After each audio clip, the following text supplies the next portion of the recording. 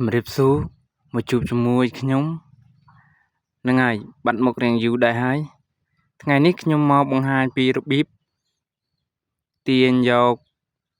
tiktok đại dương bàn bật vì cháu là pe đại dương mình trong pravi hay dương bật vì cháu ấy lấy dương trong tiền màu vĩnh trong đang thà kê tiền vì do đôi mới đích complete tam đàn chỉ môi nhóm đôi tờ tần ní dương chưa một đo không tiktok anh chẳng hái dương cho cái profile ដែលមានរូបសញ្ញាមនុស្សនៅខាងស្ដាំដៃហ្នឹងចុចនៅលើកន្លែង use phone ឬក៏ email ឬក៏ username ហ្នឹងនៅពេលដែលយើងដាក់ភ្ជាប់នឹង Facebook យើងចុចលើ Facebook ទៅបើយើងភ្ជាប់នឹង Google យើងចុចលើ Google ទៅខ្ញុំភ្ជាប់ជាមួយលេខទូរស័ព្ទអញ្ចឹងខ្ញុំសូមដាក់លេខទូរស័ព្ទវាយបញ្ចូលលេខទូរស័ព្ទចូលបាទបន្ទាប់ពីយើងវាយបញ្ចូលលេខទូរស័ព្ទគ្រប់ចំនួនតួលេខ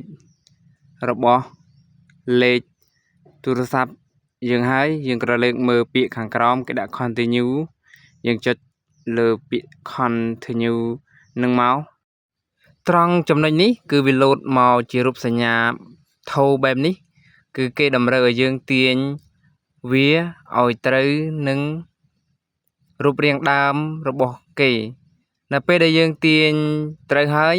វានឹងលោតវានឹងវិលទៅអូតូទៅតែម្ដងវាចេញសញ្ញាគ្រីសបន្ទាប់មកវាវិលបែបនេះទៀត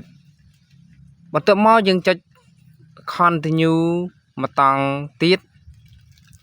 នៅពេលដែលវាចេញសញ្ញាក្រហមបែបនេះគឺយើងត្រូវចុច continue ម្ដងទៀតចូលមកដល់ត្រង់ចំណុចនេះគឺយើងចាំយកលេខកូដ6ខ្ទង់ដែលគេផ្ញើមកបើសិនជាយើងភ្ជាប់ជាមួយ Telegram លេខរបស់យើងភ្ជាប់ជាមួយ Telegram គេនឹងផ្ញើមកតាម Telegram សំខាន់យើងកុំភ្លេចចុចគ្រីសអាសញ្ញាតូចកន្លងនៅខាងក្រោមនោះផងនេះសញ្ញាកន្លងតូចនោះបើសិនជាយើងអាចបានចុចគ្រីសទេគឺគេអាចបានផ្ញើមកទេឥឡូវគេផ្ញើលេខកូដមកហើយគឺយើងគ្រាន់តែចុច copy វាពីក្នុង Telegram នឹងមកបន្ទាប់ពីយើង copy វាហើយយើងថយមកក្រោយវិញយើងយកលេខកូដនោះផាសចូលគឺវាវិលទៅតែម្ដងបន្ទាប់មកដល់ទីនេះគឺយើងចុចអក្សរពណ៌ក្រហមគេដាក់ Activate បន្ទាប់ពីយើងចុចកន្លែងពាក្យ Activate ហើយគឺវាលោតមកដល់ចំណុចនេះគឺយើងចុច Allow ឥឡូវវាមកធម្មតាវិញហើយដល់នេះគេឲ្យយើង add friend យើងមិនចាំបាច់ add friend ឬក៏ ហៅថា follow នឹងទេយើងចុចខ្វែងចោលបន្ទាប់ពីយើងចុចខ្វែងវាចោលយើងចុចមកកន្លែង profile យើងមកដើម្បីពិនិត្យមើលថា account យើងទទួលបានហើយឬនៅឥឡូវ account យើងទទួលបានហើយគឺវាមកដូចដើមហើយដោយសារ account នេះគឺវាជាប់ restrict មានន័យថាជាប់បំរាមរបស់គេ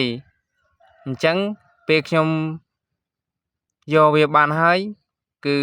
ខ្ញុំមិនអាចប្រើវាទៀតទេដោយសារវាជាប់បំរាមរបស់គេហើយខ្ញុំនឹងសម្រេចចិត្តលុបវាចោលនៅពេលខាងមុខ